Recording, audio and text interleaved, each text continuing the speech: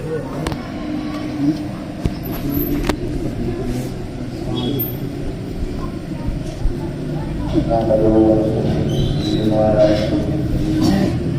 بعد اعوذ باللہ من الشیطان الرجیم بسم اللہ الرحمن الرحیم واما بالله وبالله فقد صدق الله وصدق رسوله النبي الامين الكريم ونحن على ذلك لمن الشاهدين والشاكرين والحمد لله رب العالمين.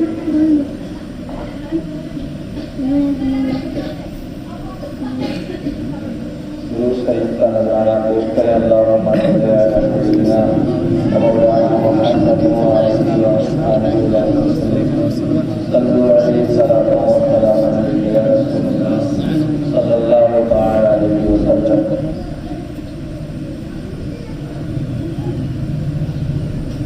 سرور کہوں مالک و مولا کہوں تجھے، سارے خرید کا دور ہوگا تجھے. تیرے تو وقت ایسے تنائی سے میں بڑی حیران ہے میرے ساتھ، میں کیا کہوں تجھے. لیکن رضا نے ختم سخن اس پہ کر دیا، خلق کا آقا خالق کا رضا کہوں تجھے. عزیزان محترم، ہم اور آپ آج یہ محفل منا رہے ہیں تو یہ اسی امام کی دین ہے جس امام نے ہم اور آپ کو یہ بتایا کہ اللہ تبارک و تعالی کی الوہیت کیا ہے، مصطفیٰ کریم صلی اللہ تعالی علیہ وسلم کی نبوت و رسالت کیا ہے. یقیناً ہمارے امام اہل سنت اعلیٰ حضرت فاضل بریلوی رضی اللہ تعالیٰ عنہ کا ہم اور آپ تمام اس دور میں ملت اسلامیہ پر احسان عظیم ہے. جب ہم ان کے دیے ہوئے طریقوں، ان کے بتائے ہوئے راستوں پر چل کر اپنے محبوب صلی اللہ تعالیٰ علیہ وسلم کی محفلیں منائیں، مولود کا ذکر کریں، عظمت و رفعت کے چرچے کریں، تو ہم پر حق بنتا ہے کہ جس نے اس چرچے کا ہمیں لائق بنایا اس کا بھی تذکرہ ہونا چاہیے. آج لوگ کہتے ہیں کہ امام احمد رضا خان علیہ الرحمت و رضوان کو اتنا یاد کیا جاتا ہے، وہ تو تھے کیا، وہ تو ایک عالم تھے. لیکن ایسا نہیں ہے، بلکہ اگر دیکھا جائے اور اپنوں نے ہی نہیں بلکہ غیروں نے بھی، اور حد تو یہ ہے کہ انسان کو انسان جنات نے بھی اس بات کو تسلیم کیا ہے کہ اس وقت 14ویں صدی میں اعلیٰ حضرت فاضل بریلوی رضی اللہ تعالیٰ عنہ کے دور میں، آپ کے وقت میں اگر دنیا بھر میں کوئی سب سے بڑا عالم تھا وہ ہمارا امام تھا. سب سے بڑا اگر کوئی فقیہ تھا تو امام اہل سنت تھے. سب سے بڑا اگر کوئی مفتی تھا وہ امام اہل سنت کی ذات تھی. بس چونکہ وقت کم ہے، اس کو سمجھانے کے لیے آج میں ایک واقعہ پیش کرتا ہوں. مناظر اہل سنت ناشر مسلک اعلیٰ حضرت جناب مفتی مطیع الرحمان صاحب قبلہ وہ اپنی تقریر میں بیان کرتے ہیں اس واقعے کو، اور وہ نقل کرتے ہیں اعلیٰ حضرت فاضل بریلوی رضی اللہ تعالی عنہ کے خاص خلیفہ اور ایک مخلص شاگرد کہہ لیجیے اور شبانہ روز حاضر باش خادم حضرت ملک العلماء ظفر الدین بہاری علیہ الرحمہ کے حوالے سے نقل کرتے ہیں. اب ملک العلماء ظفر الدین بہاری علیہ الرحمہ یہ تو یہ بات ہے کہ اعلیٰ حضرت کی سوانے پر ایک ایسی کتاب ہی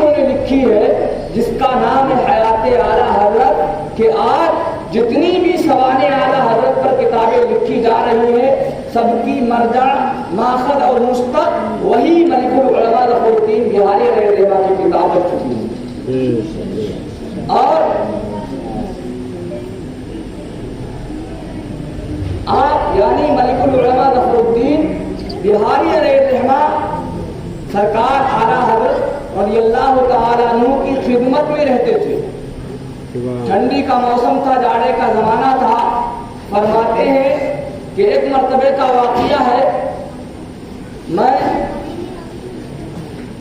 سرکار اعلیٰ حضرت فاضل بریلوی رضی اللہ تعالیٰ عنہ کے دولت خانے پر خدمت کے طور پر رہا کرتا تھا۔ ایک رات میری اور اعلیٰ حضرت کی گفتگو چلنے کے بعد مسئلے مسائل پر جب 11 بجے رات کے ٹھنڈی کا موسم تھا تو فاضل بریلوی رضی اللہ تعالیٰ عنہ امام اہل سنت اپنے گھر کے اندر جو اندر آپ کے لیے رہائش کا انتظام تھا وہاں آپ چلے گئے اور ملک العلماء ظفر الدین بہاری علیہ الرحمہ فرماتے ہیں میں جو بیٹھک تھی وہ اسی میں بستر لگا کے اور میں لیٹ گیا، اور بیٹھک کے سامنے سے ایک گلی تھی جو اندر گئی تھی بالکل اعلیٰ حضرت کے اس کمرے کی طرف جہاں آپ رہتے تھے۔ ملک العلماء ظفر الدین بہاری علیہ الرحمہ فرماتے ہیں کہ 1-1.5 گھنٹے کے بعد ورد و وظائف سے فارغ ہو کر مجھے غنودگی طاری ہوئی، نیند کا غلبہ ہوا، ابھی پورے طریقے سے سویا نہ تھا کہ اتنے میں کیا دیکھتا ہوں کہ کوئی باہر والے دروازے پر آ کر دستک دے رہا ہے، دروازہ کھٹکھٹاتا ہے، اور کھٹکھٹایا تھا، ابھی دروازہ کھولنے کوئی نہیں پہنچا تھا۔ ایک تو رات کا وقت تھا، اچانک 12-12:30 بجے کا وقت، کون ہو سکتا ہے؟ خیال آیا ہو سکتا ہے کوئی چور ہو، ڈاکو ہو، نہ جانے کون ہوگا کہ اتنے میں وہ دروازہ اپنے آپ کھلا، اور کھلنے کے بعد دیکھا کہ 2 شخص ہیں، وہ میرے کمرے سے جو متصل گلی تھی اس گلی سے آ کر اور اندر کی طرف جا رہے تھے۔ میں نے دیکھا لیکن میں ڈرا ہوا تھا بہت، میں کچھ ان سے کہہ نہ سکا۔ وہ جا ہی رہے تھے اندر کہ اندر سے اعلیٰ حضرت فاضل بریلوی رضی اللہ تعالیٰ عنہ اٹھتے ہیں اور کہتے ہیں حرم حرم حرم، تو اتنا کہتے ہیں جب تو دونوں کے دونوں جو آنے والے تھے رات کے وقت جن کے لیے دروازہ اپنے آپ یکایک کھل چکا تھا وہ فوراً رک جاتے ہیں، ٹھہر جاتے ہیں۔ اعلیٰ حضرت فاضل بریلوی رضی اللہ تعالیٰ عنہ اپنے گھر کے اندر والا دروازہ کھول کر اور دیکھتے ہیں تو وہ لوگ آپ کو سلام پیش کرتے ہیں، اور آپ سلام کا جواب دینے کے بعد ابھی خاموش تھے امام اہل سنت فاضل بریلوی رضی اللہ تعالیٰ عنہ کہ وہ کیا ہوتا ہے کہ ان کے دونوں کے بازوؤں پر 2 بڑے بھاری بھرکم سانپ نمودار ہوتے ہیں۔